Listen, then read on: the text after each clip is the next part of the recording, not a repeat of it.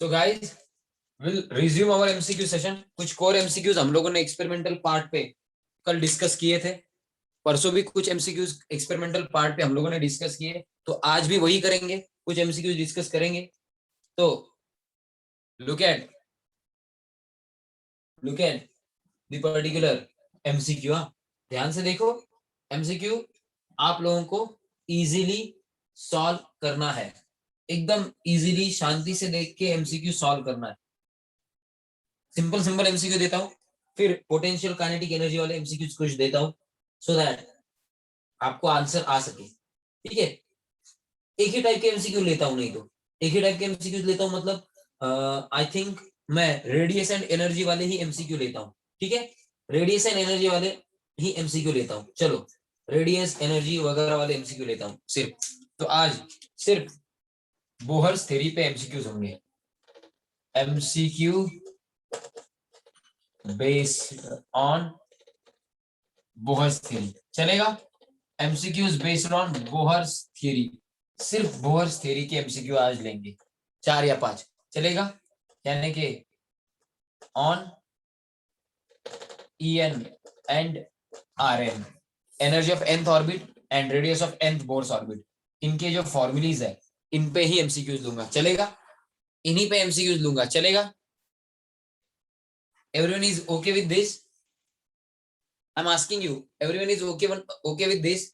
चलेगा इस टाइप के एमसीक्यू लिए तो एक पार्ट के एमसीक्यूज डिस्कस करते जाएंगे। I hope you don't mind this. Mix MCQ लेने की जगह पे ऐसा कर लूं, चलेगा? कैसे सर? क्या यस क्या? सर। ओके, ठीक है। मैं थोड़ा लेट ज्वाइन होने से।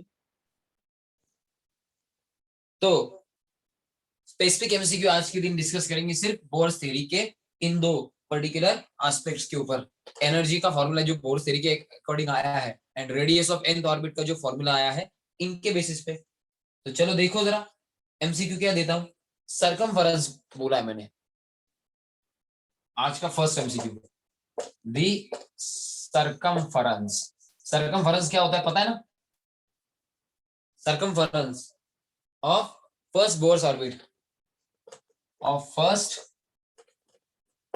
Bohr's orbit, first Bohr's orbit of hydrogen atom, first Bohr's orbit in hydrogen.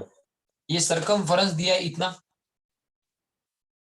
3.322 दिया है रे, 3.322 into 10 to the power minus 10 metre, इतना सरकमफेरेंस दिया है। मतलब इतना बड़ा फैला हुआ हाइड्रोजन का एटम है। What is the velocity of electron in this orbit? और पूछा क्या है, देखो, what is the velocity of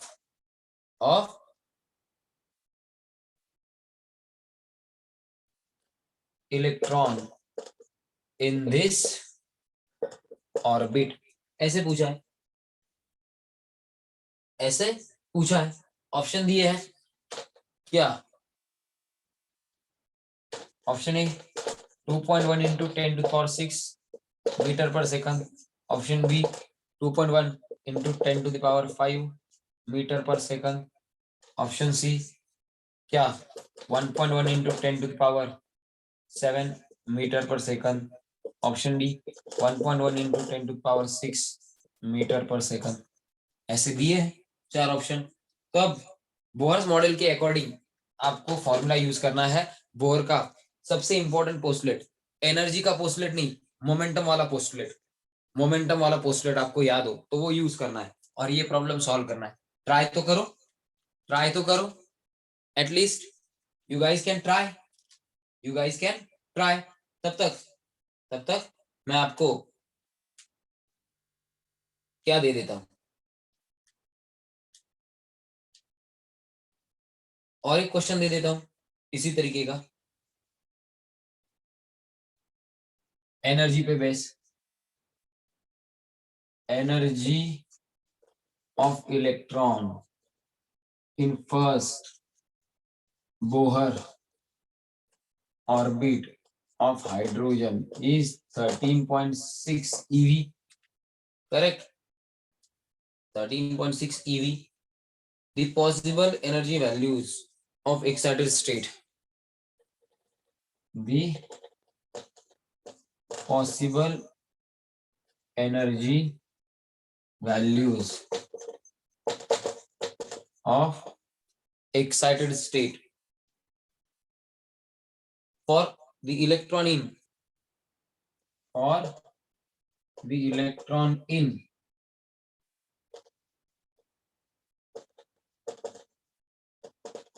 fourth Bohr's orbit. Fourth Bohr's orbit in hydrogen is energy पूछिए. ऑप्शन ए दिया है क्या? ऑप्शन ए दिया है क्या? फटाफट देखो, ऑप्शन ए देता हूं मैं आपको. रुको जरा, कुछ लोग आके चले गए क्या? उनको ज्वाइन ही नहीं हो रहा है क्या? Option A -3.4 electron volt. Option B -5 4.2 दिया है. Option C -6.8 electron volt. D +6.8 electron volt. Plus तो हो नहीं सकती, एनर्जी माइनस ही होगी क्योंकि वो अट्रैक्शन है. एंड माइनस का मतलब है जो इलेक्ट्रॉन रेस्ट को है उससे उससे बहुत कम एनर्जी जो इलेक्ट्रॉन न्यूक्लियस के अट्रैक्शन में है उस इलेक्ट्रॉन की एनर्जी है. न्यूक्लियस के अट्रैक्शन में जो इलेक्ट्रॉन है उसकी एनर्जी बहुत कम है as compare to free electron जिसपे कोई अट्रैक्शन नहीं है. ऐसे इलेक्ट्रॉन से जिसपे न्यूक्लियस का अट्रैक्शन है, ऐसा इलेक्ट्रॉन कम एनर्जी वाला है. ये इंडिकेट करने के लिए माइनस साइन दिया जाता है. तो माइनस साइन का मतलब है electron is under attraction of nucleus and इसके लिए उसकी एनर्जी कम है, ऐसा उसका मीनिंग होता है. तो अब दो क्वेश्चन सामने हैं, यू कैन सॉल्व. दो क्वेश्चन सामने हैं, यू कैन सॉल्व. फटाफट यू कैन सॉल्व. ट्राई करो. नहीं आया तो मैं सॉल्व करके दूंगा. नहीं आया तो मैं सॉल्व करके दूंगा. वैभवी, तनय, स्वराज, स्वस्तिक, शामवी, सार्थक, पाटिल, संस्कृति, कुशल है. करण भैया नहीं है. कुशल है, करण है नहीं है. श्रेयस पादिर आ गया.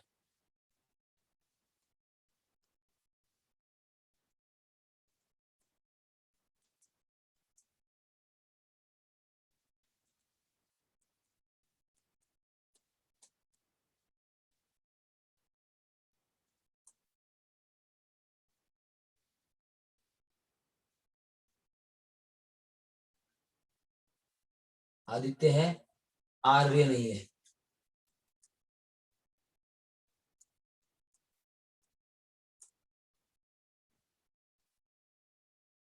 दीक्षा है क्या? दीक्षा है क्या? दिशा है, गौरव है, अथर्व है, हर्ष है, जेनिफर है, कुशल है, महक है, मानव और मोहित है. तो सिर्फ मोहित नहीं है. सिर्फ मोहित नहीं है. संस्कृति है, सानिका है, सार्थक, शिवतेज, शाम्वी, श्रेयस, स्वराज, तनय, वैभवी. ओके.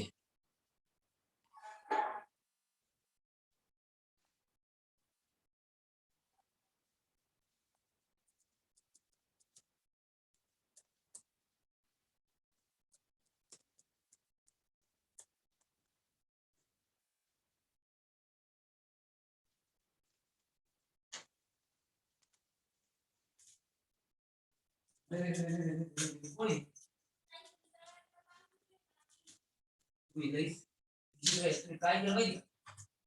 कोणी हिटर काढून ठेवला असतो. कोणी केलं?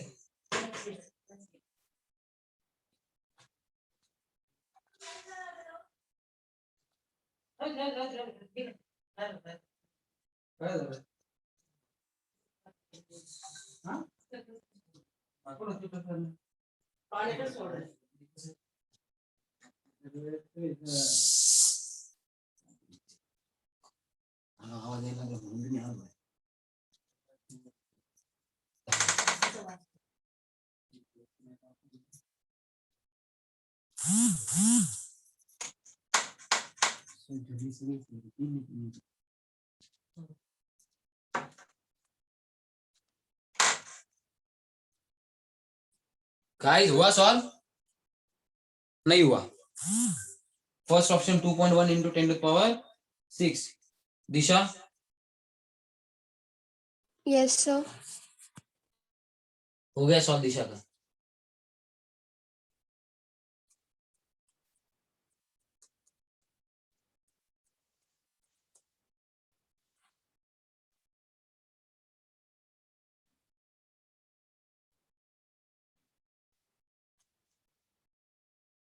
बाकियों को नहीं हुआ सॉल्व? एकदम इजी है रे, एकदम इजी है। देखो कौन सा पोस्टलेट? Sir de Broglie. अब इसके लिए डी ब्रोगली क्यों पहले के लिए? फ्रॉम बोहर्स पोस्टुलेट क्या लिख सकते हो? M V R is equal to क्या लिख सकते हो? NH अपॉन 2 पाई है ना। तो फर्स्ट ऑर्बिट कहाँ है? n तो 1 है बराबर, एंड r इधर ले लिया तो क्या होगा? m into V is equal to H upon 2 pi into R. क्यों? n तो 1 है, n तो 1 है, आया ना, आया ना। तो अब क्या दिया है आपको? सरकमफेरेंस दिया है ना। तो आप क्या कर सकते हो? क्या पूछा है? सरकमफेरेंस दिया है, पूछा है वेलोसिटी। तो अब वेलोसिटी निकालने के लिए क्या करना पड़ेगा?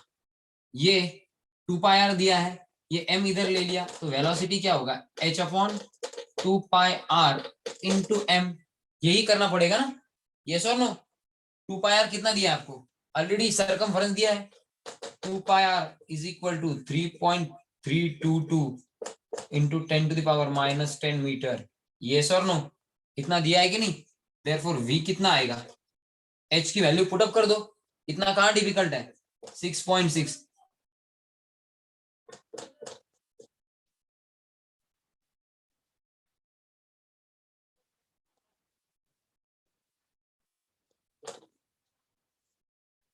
Joules into second, correct.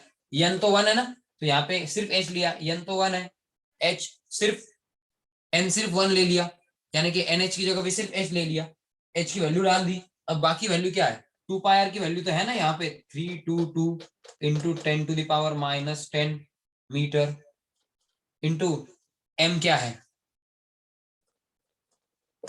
9.1 into 10⁻31 kilogram. तो ये सॉल्व करके आपको आंसर नहीं मिल सकता क्या? अब इसी को तो सिर्फ सॉल्व करना था। 2 पाई आर तो आपको दिया था सरकमफेरेंस, आप कहोगे 2 पाई आर, 2 पाई आर ही होता है ना सरकमफेरेंस, यस और नो? 2 पाई आर यानी कि सरकमफेरेंस होता है कि नहीं? इसी से सॉल्व करना था कि नहीं? Guys have you got this? कैसे सॉल्व करना है प्रॉब्लम? सरकमफेरेंस यानी कि 2 पाई आर की वैल्यू दी थी रे, आया ना? mvr is equal to NH upon 2 pi, r इधर शिफ्ट कर दिया, m भी इधर शिफ्ट कर दिया, n तो 1 है, फॉर्मूला बन गया क्या? v is equal to h upon 2 pi r into m, 2 pi r into m, ये फॉर्मूला बन गया, यस और नो? तो करेक्ट है कि नहीं? तो इसको सॉल्व करोगे, कैलकुलेशन करोगे, तो finally what answer you are going to get? Finally आपको मिलेगा 2.6 इंटू 10 2.19 आंसर आएगा आपका। फाइनल आंसर इसका आपको मिलेगा 2.19 इंटू 10⁶ मीटर पर सेकंड, ये आपको आंसर मिलेगा। ठीक है, so this is all about what? This is all about what?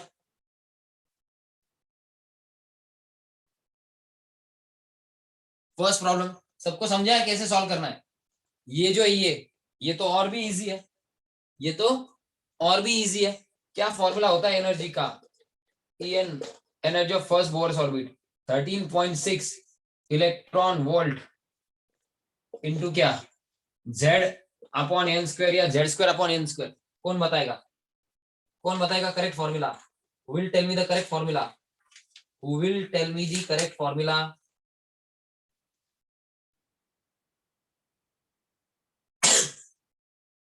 अरे बता दो, Z square upon N square है ना,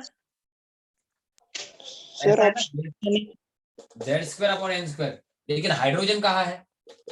for hydrogen Z is equal to 1 होता है, बराबर। कौन से ऑर्बिट के लिए बोला है? फोर्थ ऑर्बिट के लिए। एन इज इक्वल टू 4 बोला है, एन इज इक्वल टू 4 बोला है। यस, करेक्ट और नॉट? तो आप सॉल्व नहीं कर सकते क्या? अब इसको सॉल्व नहीं कर सकते क्या गाइस? हाँ या ना, फटाफट बोलो। इजी है ये, कोई बड़ी बात नहीं है। चलो सॉल्व कर दो।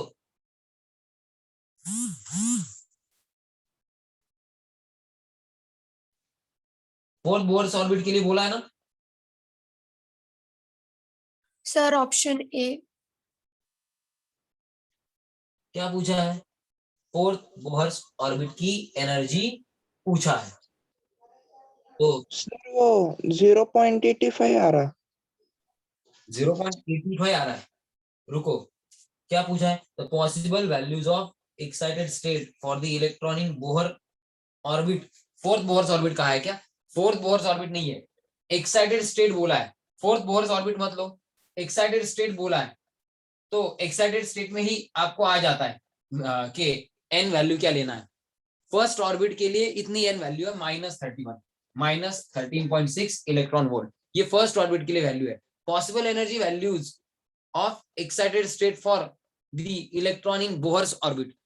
अब ये फर्स्ट ऑर्बिट की है, वहां से इलेक्ट्रॉन एक्साइट होगा हाइड्रोजन का, तो कहां जाएगा? देखो, हाइड्रोजन की ये ग्राउंड स्टेट है, एन इज इक्वल टू 1, यानी कि ये ग्राउंड स्टेट है हाइड्रोजन के इलेक्ट्रॉन की, या किसी भी इलेक्ट्रॉन की। जब वो इलेक्ट्रॉन एक्साइटेड स्टेट में जाता है, तो एक्साइटेड स्टेट मतलब क्या होता है? एक्साइटेड स्टेट यानी कि अगर एन वैल्यू नहीं दी गई है, एन वैल्यू नहीं दी गई है, तो एन वैल्यू 2 यानी कि सेकेंड ऑर्बिट में अगर इलेक्ट्रॉन गया, तो n is equal to 2 second orbit, यही होगा उसका एक्साइटेड स्टेट, यही होगा उसका एक्साइटेड स्टेट। तो इलेक्ट्रॉन जब ग्राउंड स्टेट से जाता है एक्साइटेड स्टेट में, ऐसा कहा जाता है। तो ground state n is equal to 1 लेना है if it is hydrogen, and जाएगा तो वो कहाँ जाएगा?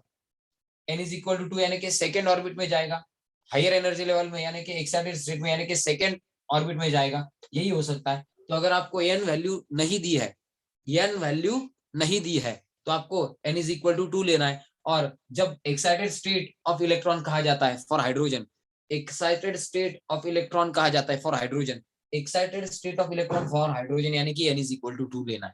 तो n इज इक्वल टू 2 लेके आपको सॉल्व करना है, n इज इक्वल टू 4 नहीं लेना है, क्योंकि n इज इक्वल टू 4 लोगे तो आपके पास ये ऑप्शन ही नहीं है, आपके पास ऑप्शन ही नहीं है। प्रॉब्लम में मैंने गलती से फोर्थ ऑर्बिट कहा था, लेकिन एक्साइटेड स्टेट जब कहा जाता है, एक्साइटेड स्टेट ऐसा कहने में ही आ जाता है कि they are expecting you to take n is equal to 2। Excited state मतलब सेकेंड ऑर्बिट ही वो सजेस्ट कर रहे हैं, ऐसा इसका मतलब होता है। समझ में आ गया? एक्साइटेड स्टेट यानी कि they have already suggested you कि सेकेंड ऑर्बिट में इलेक्ट्रॉन गया है। कुछ समझा?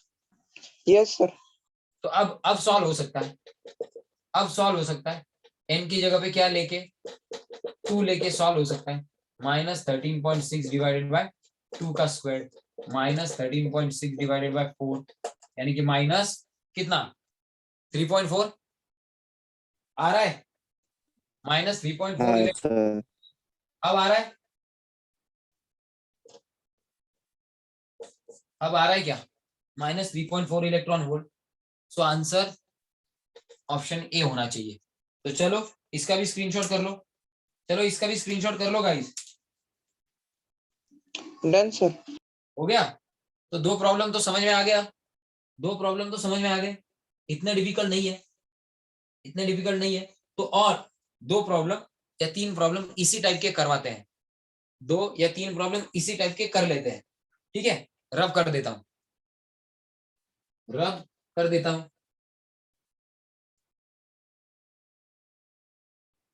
रब कर दूं।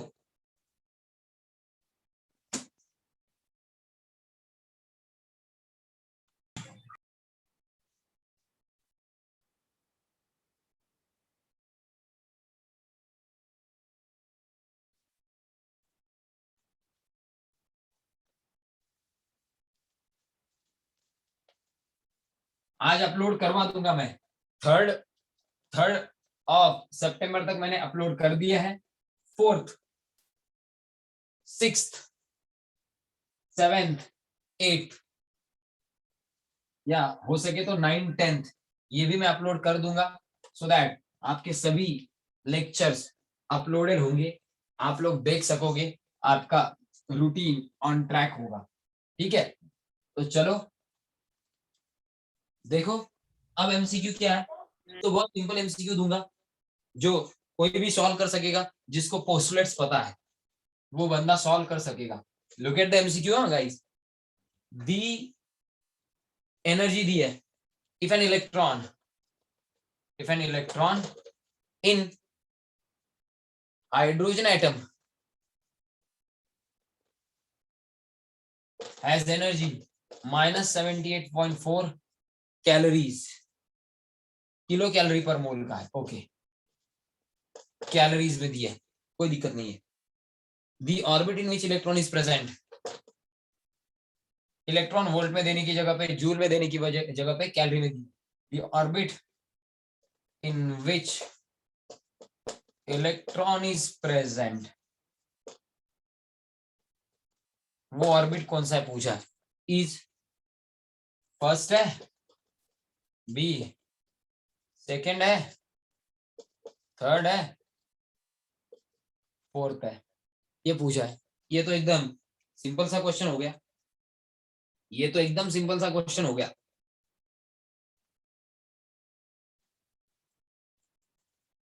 अब देखो 4 तो एकदम इजी है। If radius of second Bohr orbit is R2 in hydrogen, then radius of third Bohr's orbit is, third Bohr orbit की एनर्जी पूछिए, रेडियस पूछिए। 4/9 R2 होगा, R2 के 4/9 टाइम होगी, या 4R2 होगी, या 9/4 R2 होगी, या D 9 R2 होगी। 9 टाइम्स ऑफ R2 होगी, ऐसा पूछा है। अब दोनों भी क्वेश्चन इतने डिफिकल्ट नहीं है जितने आप लोगों को लगते हैं। चलो ट्राई करो। ये तो डायरेक्टली एनर्जी के फॉर्मूला पे है, ये डायरेक्टली रेडियस की फॉर्मूला पे है, कौन से डिफिकल्ट है भाई। It seems they are quite easy. चलो ट्राई करो। वह भी चला ट्राई करा, कुशल ट्राई कर, चल।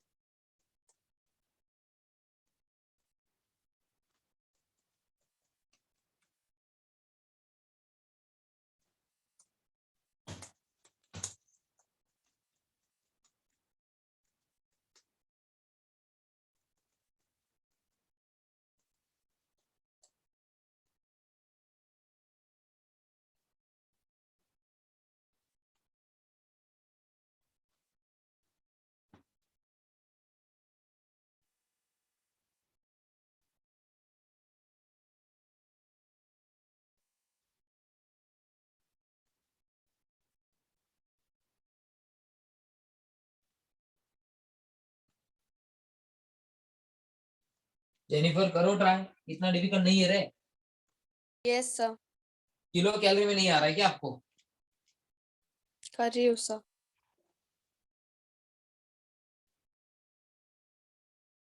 देखो जूल का किलो कैलोरी में करना इजी है ना, आपको जूल में मैंने वैल्यू दी है, जूल में मैंने वैल्यू दी है आपको।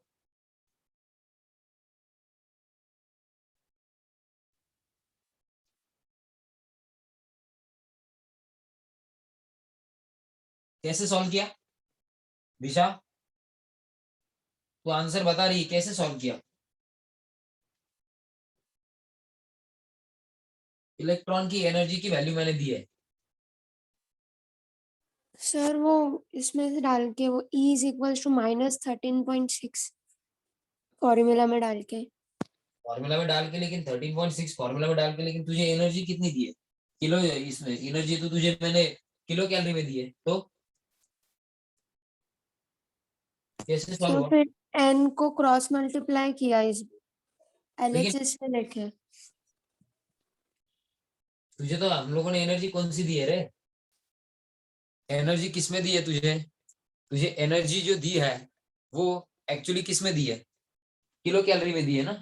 तो तूने इलेक्ट्रॉन वोल्ट का फॉर्मूला यूज किया है, तो कैसे आंसर आ गया ये पूछ रहा हूं मैं। How come it is possible? वो जो एनर्जी है वो एक इलेक्ट्रॉन के लिए है।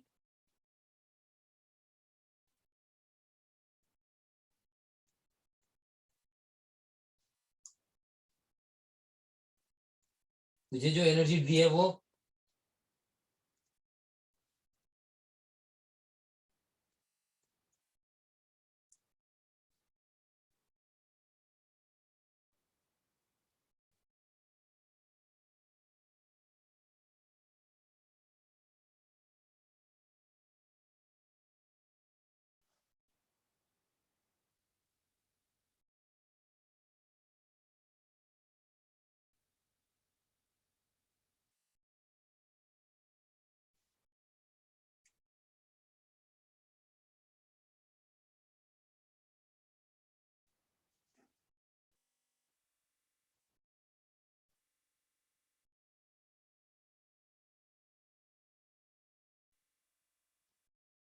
गाइस सॉल्व हो नहीं सकता क्या?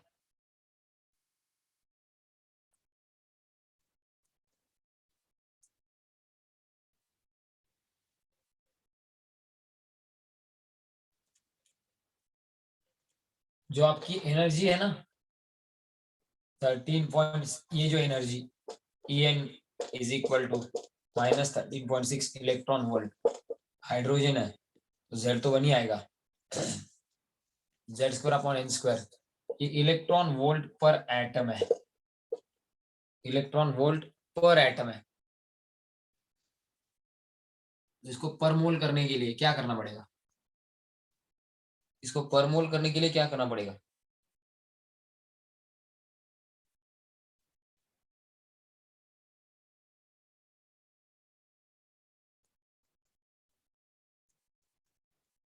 किसी को याद है?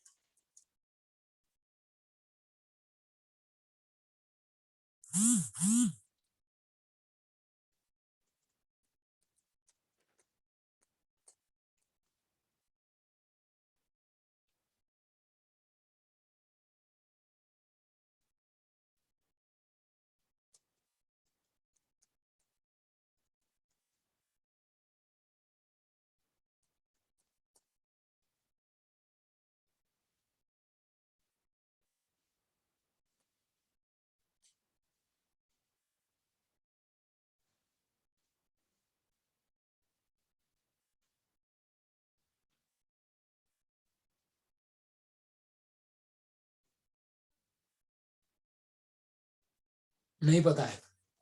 एनीवेज, आपको मैं डायरेक्ट रिलेशन बता देता हूँ, direct relation, so that you can solve. किसी को भी पता नहीं है, कोई भी बता नहीं रहा है। ये जो 13.6 इलेक्ट्रॉन वोल्ट है ना, अगर इलेक्ट्रॉन वोल्ट का किसमें कन्वर्जन करना हो, just look at me, electron volt का किसमें कन्वर्जन करना हो? किलो कैलोरी में। Electron volt two kilo calorie करना हो, मल्टीप्लाई क्या, मल्टीप्लाई की जगह पे ऐसा लिखता हूँ directly, 13.6 electron volt is equal to 5.20 into 10⁻22 kilo calorie per mole. ये याद रखो, इतना होता है किलो कैलोरी पर मोल में। 13.6 का कितना होता है? इतना होता है किलो कैलोरी पर मोल में। तो ये जो 13.6 इलेक्ट्रॉन वोल्ट आपको एनर्जी दी है पर एटम, और ये जो दी है कैलोरी पर मोल, तो ये अगर इलेक्ट्रॉन वोल्ट का हो तो ये किलो कैलोरी में ये कन्वर्जन है, electron volt two kilo calorie ये कन्वर्जन है, सिर्फ इलेक्ट्रॉन वोल्ट का किलो कैलोरी में करने के लिए। पर एटम की जगह पे पर मोल हो, एक मोल के लिए हो, तो आपको क्या करना पड़ेगा, इस kilo calorie per atom value को, kilo calorie per atom value को अवोगाड्रोस नंबर से मल्टीप्लाई करना पड़ेगा। क्या करना पड़ेगा, अवोगाड्रोस नंबर से मल्टीप्लाई करना पड़ेगा। तो 5.20 into 10 to power -22 into 6.022 into 10 to power क्या, 10 टू पावर 23। ऐसा करने के बाद आपको आंसर मिलता है कितना, जो आंसर मैं दे रहा हूं आपको वो मिलता है किलो कैलोरी पर मोल में। कैसे कन्वर्ट किया मैंने आपको बता दिया, 13.6 electron volt per atom is equal to 5.20 into 10 to power -22 kilo calorie per atom. ये इलेक्ट्रॉन वोल्ट पर एटम का किलो कैलोरी पर एटम में कन्वर्जन है। मुझे क्या चाहिए, किलो कैलोरी पर मोल चाहिए, इसलिए मैंने इस वैल्यू को एवोगाड्रोस नंबर से मल्टीप्लाई किया। Finally what I am going to get, minus sign तो होगा ही, -313.6 किलो कैलोरी पर मोल आएगा। तो समझ में आ गया, इलेक्ट्रॉन वोल्ट -13.6 इलेक्ट्रॉन वोल्ट पर मोल हो, पर एटम हो तो इतना किलो कैलोरी में, पर मोल हो तो इतना किलो कैलोरी पर मोल में। आ गया समझ में, कन्वर्जन समझ में आ गया। तो एक फैक्टर आपको खाली ध्यान में रखना है, कौन सा फैक्टर, ये factor electron volt two kilo calorie, electron volt two kilo calorie ये फैक्टर। तो electron volt two kilo calorie per atom कैसे कन्वर्जन किया ये समझ में आ गया, किलो कैलोरी पर एटम है ये कन्वर्जन, उसका kilo calorie per mole, kilo calorie per मोल करना है। तो किलो कैलोरी पर एटम जो है उसको एक मोल की वैल्यू से यानी कि एवोगाड्रो नंबर से मल्टीप्लाई करने के बाद मुझे किलो कैलोरी पर एटम की जगह पे किलो कैलोरी पर मोल में आंसर मिल गया। तो 13.6 इलेक्ट्रॉन वोल्ट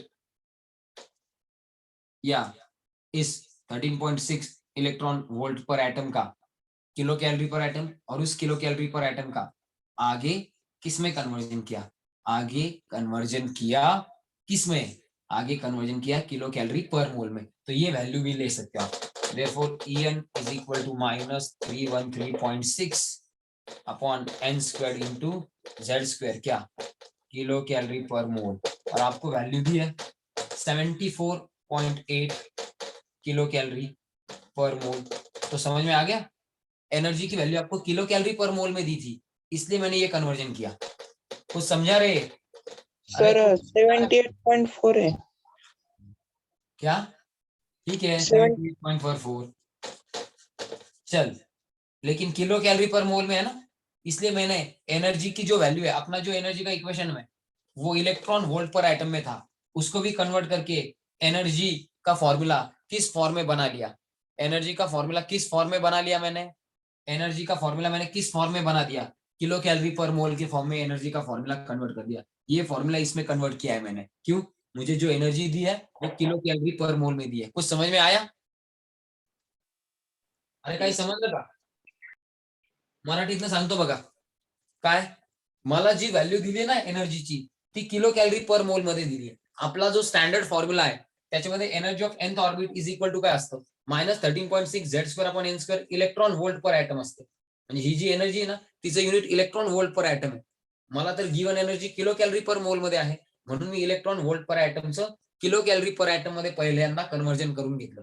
13.6 इलेक्ट्रॉन वोल्ट पर ॲटम, 13.6 इलेक्ट्रॉन वोल्ट पर ॲटम, का इथं 13.6 आहे म्हणून 13.6 इलेक्ट्रॉन वोल्ट पर ॲटम म्हणजे किती kilo calorie per atom, direct 13.6 electron वोल्टचं किलो कॅलरी पर ॲटम मध्ये कन्वर्जन केलं। पण मला किलो कॅलरी पर ॲटम पण नकोय, मला किलो कॅलरी पर मोल मध्ये पाहिजे, म्हणून हे जे किलो कॅलरी पर ॲटम मध्ये कन्वर्जन आलंय ना याला परत एवोगाड्रोस नंबरने मल्टिप्लाय करून घेतलं आणि काय किलो कॅलरी पर मोल मध्ये कन्वर्जन केलं। मी कशामध्ये कन्वर्जन केलं, किलो कॅलरी पर मोल मध्ये, कळलंय का, इलेक्ट्रॉन वोल्ट पर ॲटमचं पहिल्यांदा किलो कॅलरी पर ॲटम मध्ये, त्या किलो कॅलरी पर ॲटमचं पुढे किलो कॅलरी पर मोल मध्ये कन्वर्जन केलं। And this is my formula of energy of nth Bohr's orbit in the form of kilo calorie per mole. कळलं का, एनर्जीचा फॉर्म्युला कोणत्या युनिट मध्ये, किलो कॅलरी पर मोल मध्ये, कळलंय का। हो सर। आणि मग डायरेक्ट फॉर्म्युला वापरला तर ही व्हॅल्यू इकडे आली आणि ही व्हॅल्यू इकडे आली, फायनली काय मिळेल तुम्हाला, आय थिंक जर तुम्ही बघितलं याच्या 4 टाइम्स आहे ही व्हॅल्यू, ही 313.6 आली आहे, ही व्हॅल्यू अप्रॉक्सिमेटली याच्या 4 टाइम्स आहे. देअरफॉर इंटरचेंज करून घेतलं असं. देअरफॉर इथे सॉल्व्ह करतो हा part. n squared is equal to minus 313.6 upon minus 78.4 kilo calorie per mole, kilo calorie per mole. Cancelled, 4 आएगा approximately. n square is equal to 4 आ गया, तो n इज इक्वल टू कितना आएगा, 2 आएगा.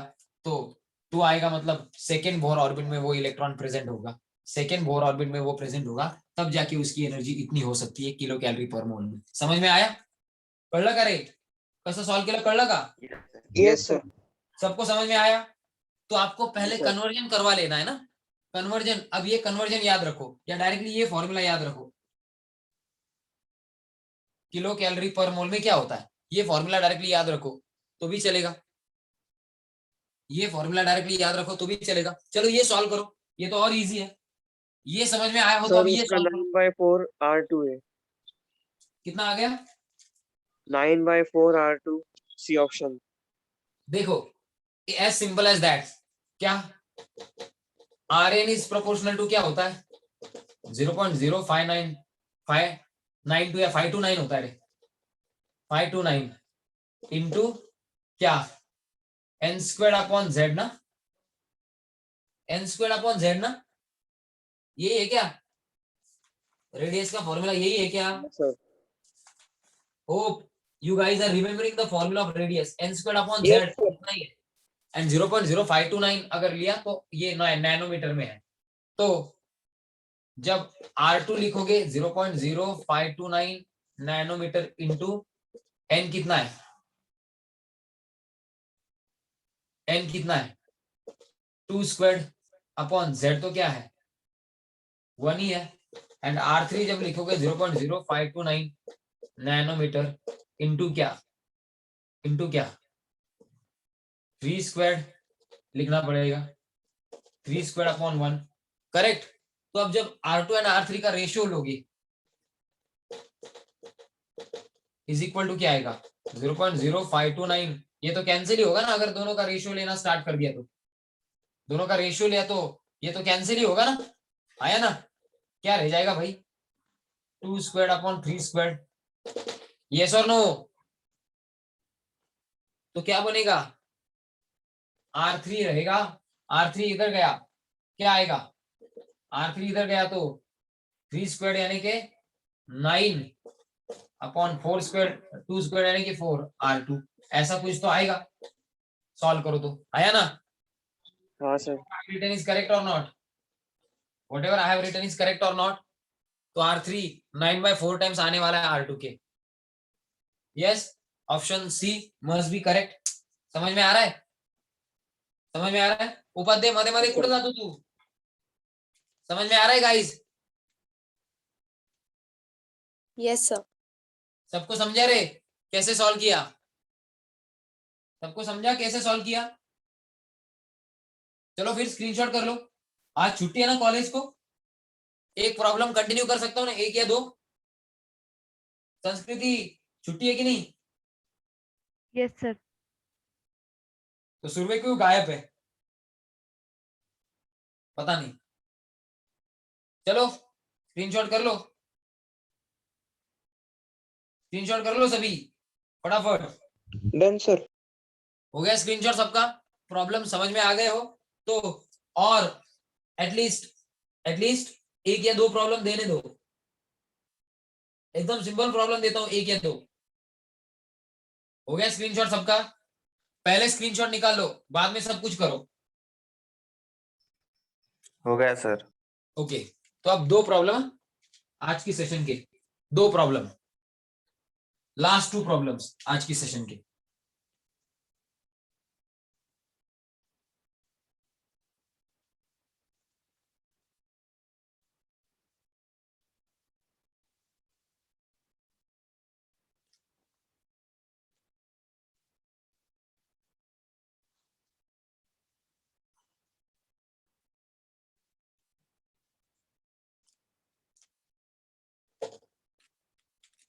देखो जरा, सिंपल प्रॉब्लम है।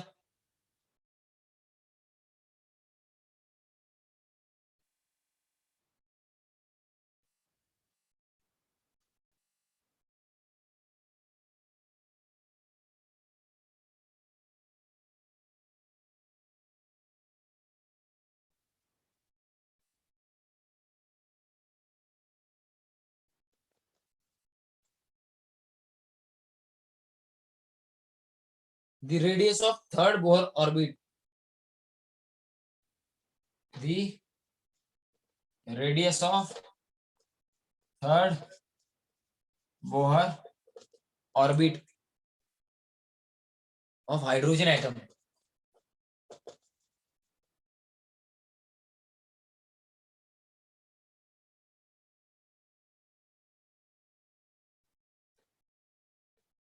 ये पूछा है।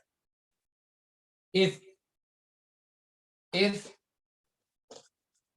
radius of first Bohr's orbit is 0.53 angstrom. चलो इसके लिए कुछ भी करने की जरूरत नहीं है, ज्यादा जिसको प्रॉब्लम सॉल्व करने का टैक्ट आ गया है वो सॉल्व कर सकता है। डायरेक्ट प्रॉब्लम है ना, इसमें कुछ दिक्कत ही नहीं है सॉल्व करने में। प्रॉब्लम सॉल्व करने में इतना बड़ा कुछ है नहीं, डायरेक्ट रेडियस का फॉर्मूला यूज करना है, नथिंग एल्स। डायरेक्ट रेडियस का फॉर्मूला यूज करना है, नथिंग एल्स।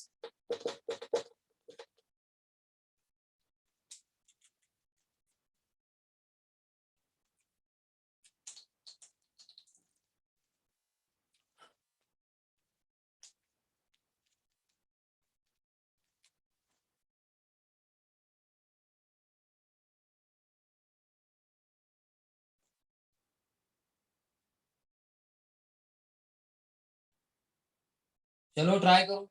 श्रेयस उपाध्याय मध्ये मध्ये का निघून जातो तू? श्रेयस तू आन्सर नाही केला अजून। Sir option B. ट्राय करो।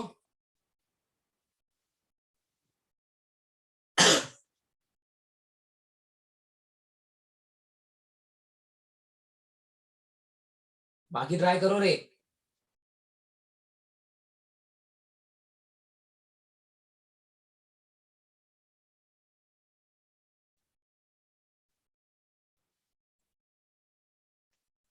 और छठा देता हूं, number of waves of electron in fourth Bohr's orbit. Option A,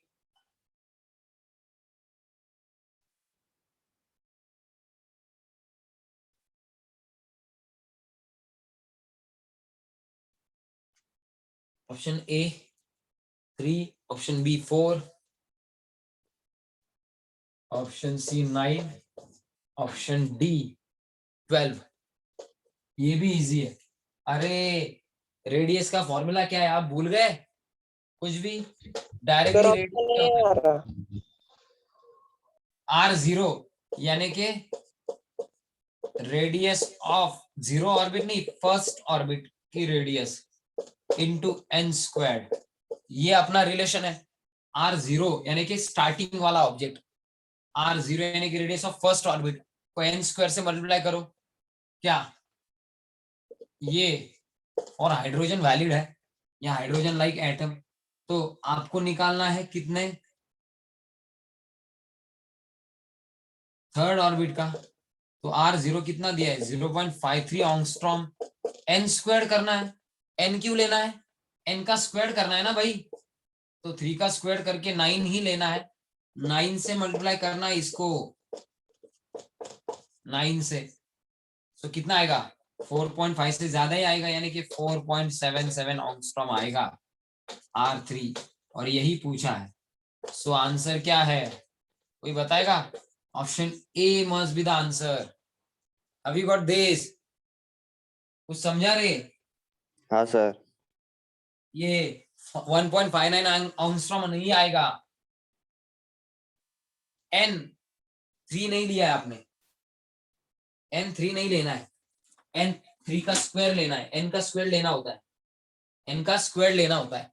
तो यहाँ पे N का स्क्वायर लेना होता है, N का स्क्वायर, N नहीं लेना होता है। तो चलो ये तो सॉल्व हो गया, ये उससे भी इजी है। नंबर ऑफ वेव्स कैसे निकालते हैं, नंबर ऑफ वेव्स कैसे निकालोगे, नंबर ऑफ वेव्स कैसे निकालोगे, सरकमफेरेंस पता हो, सरकमफेरेंस पता हो, रेडियस पता हो, रेशियो लेके क्या निकाल सकते हो, रेडियस नहीं, सरकमफेरेंस पता हो, सरकमफेरेंस पता हो एंड लैम्बडा पता हो, वेवलेंथ पता हो, लैम्बडा से सरकमफेरेंस को डिवाइड करके नंबर ऑफ वेव्स निकाल सकते हो। तो दोनों चीजें आप ही करो, तो सॉल्व करना इतना डिफिकल्ट थोड़ी ना है। 2 पाई आर अपॉन लैम्बडा। अब लैम्बडा का फॉर्मूला क्या है, लैम्बडा का फॉर्मूला सबको पता है, h upon mv। Fourth Bohr's orbit के लिए क्या करोगे, फोर्थ बोर्स ऑर्बिट के लिए क्या करोगे, mv को ऊपर लेके चले गए तो 2 पाई v या 2 पाई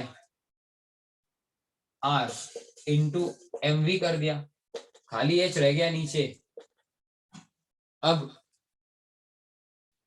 इसको जरा चेंज करते हैं, mvr सेपरेटली कर लेते हैं, 2 pi into mvr upon h। mvr क्या होता है, मोमेंटम होता है, mvr क्या होता है, मोमेंटम, मोमेंटम क्या होता है, mvr is equal to nh upon 2 pi होता है। तो यहाँ पे क्या डाल सकता हूँ, 2 पाई इंटू nh अपॉन 2 पाई, 2 pi into nh upon 2 pi upon h, यानी कि ये 2 पाई h के मल्टीप्लिकेशन में आया। तो आप ऐसे भी लिख सकते हो 2 pi into nh upon 2 pi into h, बराबर ना, h कैंसिल हो जाएगा, 2 पाई कैंसिल हो जाएगा। तो number of waves is equal to कितना आएगा रे, number of waves is equal to कितना आएगा, अबे नंबर ऑफ वेव्स कितना आएगा, n जितना, n कितना है, n क्या बोला है, फोर्थ ऑर्बिट बोला है। तो number of waves fourth orbit जितनी आएंगी यानी कि 4 ही आएंगी, यानी कि आंसर ऑप्शन बी आएगा। समझ में आया कैसे सॉल्व किया, समझ में आया कैसे सॉल्व किया, समझ में आया कैसे सॉल्व किया। देखो जरा, सरकमफेरेंस की वैल्यू 2 पाई आर, लैम्बडा की वैल्यू h अपॉन mv डाल दी, mv डिनोमिनेटर को है, डिनोमिनेटर का डिनोमिनेटर न्यूमरेटर के साथ मल्टीप्लिकेशन में चला गया, तो mv इसके साथ मल्टीप्लिकेशन में आ गया, mv जब इसके साथ मल्टीप्लिकेशन में आ गया तो mv into R separately consider किए mvr। तो mvr क्या होता है, न्यूमरेटर बन गया 2 पाई mvr, नीचे रह गया h, mvr होता है nh अपॉन 2 पाई, बोर का पोस्टुलेट, mvr होता है nh अपॉन 2 पाई। तो mvr की जगह पे nh अपॉन 2 पाई डाल दिया, यानी कि 2 pi into nh, 2 pi into nh, ये 2 पाई इसके साथ मल्टीप्लिकेशन में आ गया, 2 pi into nh upon 2 pi into h, 2 पाई कैंसल, h कैंसल, रह क्या गया, रह क्या गया, रह गया सिर्फ n, यानी कि number of waves is equal to सिर्फ n रह गया, number of waves is equal to n, यानी कि फोर्थ ऑर्बिट के लिए वेव्स कितनी निकालना था, तो number of waves is equal to n, यानी कि 4 आ गया। So answer is option B. कुछ समझा, यस सर। सबको समझ में आया, आई एम आस्किंग एवरीवन, सबको समझ में आया कैसे सॉल्व किया इन दोनों प्रॉब्लम को भी, Yes, sir. एवरीवन। हर्ष, कौस्तुभ, गौरया काय समजलं का रे, काय माहिती आता, शामवी कुछ समझा, सानिका है क्या तू, Yes, sir. Yes, sir. समर्थ अभी आया है, सार्थक, वैभवी, तनय, करण, कुशल, यू गाइस आर देयर और व्हाट, हाँ सर समझा। ये समझा क्या कैसे सॉल्व किया हाँ सर। सबको,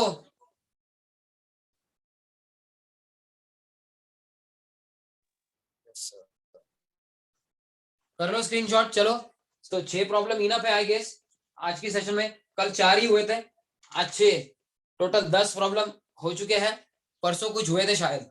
तो अब कल PYQs लेंगे, क्या लेंगे, PYQs, क्या लेंगे, PYQs, और PYQs लेके इसका किस्सा खत्म कर देंगे। कल क्या है, आई गेस कल कल सैटरडे है ना, यस सर। का किस्सा खत्म, ये प्रॉब्लम्स का किस्सा खत्म। कल अपने प्रॉब्लम डन, परसों फिर भी प्रॉब्लम्स कुछ लेना हो तो ले लूंगा, और नहीं तो मंडे को हम लोग अपना नया लेसन स्टार्ट करने वाले हैं। कौन सा लेसन? स्टेट्स ऑफ, सॉरी, कौन सा लेसन? पीरियोडिक टेबल, जिसके लिए इलेक्ट्रॉनिक कॉन्फ़िगरेशन जरूरी है। तो महक, ये जो स्ट्रक्चर ऑफ एटम के पहले लेक्चर से पहले वाले, स्ट्रक्चर ऑफ एटम के पहले वाले, वो तू अगर क्या करेगी, तू ये करेगी ना, मतलब अपना ऐप इंस्टॉल करेगी, रजिस्ट्रेशन कर देगी महक, तो तुझे पहले वाले लेक्चर देखने को मिलेंगे। उन पहले लेक्चर में इलेक्ट्रॉनिक कॉन्फ़िगरेशन कैसे लिखना है ये पता चलेगा, और इलेक्ट्रॉनिक कॉन्फ़िगरेशन आते ही तुझे पीरियोडिक टेबल समझ में आने लगेगा। तो पीरियोडिक टेबल समझने के लिए तुझे इलेक्ट्रॉनिक कॉन्फ़िगरेशन आना जरूरी है। तो उसके लिए तू, मैंने जो प्रोसीजर दी है तुझे व्हाट्सएप पे, वो प्रोसीजर कर दे और लेक्चर देखना स्टार्ट कर दे, तो तुझे आएगा महक। ठीक है? यस ठीक है, तो वो तू कर दे। तो वो 3-4 लेक्चर आज देख ले, कल देख ले, संडे को देख ले, इलेक्ट्रॉनिक कॉन्फ़िगरेशन कैसे लिखा जाता है। 3 दिन में 4 या 5 लेक्चर तू क्वांटम नंबर्स के बेसिस पे लेक्चर है, तो क्वांटम नंबर के 4 या 5 लेक्चर तू देख लेगी, तो तुझे इलेक्ट्रॉनिक कॉन्फ़िगरेशन लिखना आ जाएगा। इसी लेसन का पहला पार्ट लिया था वो, तो quantum number and electronic configuration ये तुझे आ गया, तो पीरियोडिक टेबल तुझे अच्छे से समझ में आएगा। तो इसीलिए तू वो कर, पहले रजिस्ट्रेशन कर दे। ठीक है? मतलब रजिस्ट्रेशन कर, मतलब ऐप डाउनलोड कर, वेबसाइट पे जाके नंबर डाल दे, मुझे क्वेरी आ जाएगी, मुझे आ जाएगा कि इसने अप्लाई किया है, तो मैं तुझे पासवर्ड एंड आईडी दे दूंगा। तू ऐप इंस्टॉल करके पासवर्ड एंड आईडी में डाल के ऐप शुरू कर दे, तभी तू देख सकेगी। इसलिए मैं तुझे कह रहा हूँ कल से कि तू ये कर ले, अदरवाइज पीरियोडिक टेबल समझने में थोड़ा सा दिक्कत होगा तुझे कि इलेक्ट्रॉनिक कॉन्फ़िगरेशन कहाँ से आया है। तो सभी को रिक्वेस्ट है कि सभी क्या कर दे, सभी वो अब पीरियोडिक टेबल के लिए इलेक्ट्रॉनिक कॉन्फ़िगरेशन जो इंपॉर्टेंट है, वो इलेक्ट्रॉनिक कॉन्फ़िगरेशन अपने को आता है कि नहीं देख ले। आता हो तो इजी होगा आपको पीरियोडिक टेबल सीखना। ये तो हम लोगों का वाइंड अप हो चुका है। पीरियोडिक टेबल के लिए ज्यादा से ज्यादा 10 दिन लगेंगे। हमारे स्पीड से गए, एमसीक्यूज डिस्कस किए 30, 40, 50 एमसीक्यूज, तो थोड़ा ज्यादा टाइम लगेगा। अगर एनसीईआरटी एंड मेंस तक ही लिया, जेई मेंस तक ही लिया, तो थोड़ा कम टाइम लगेगा।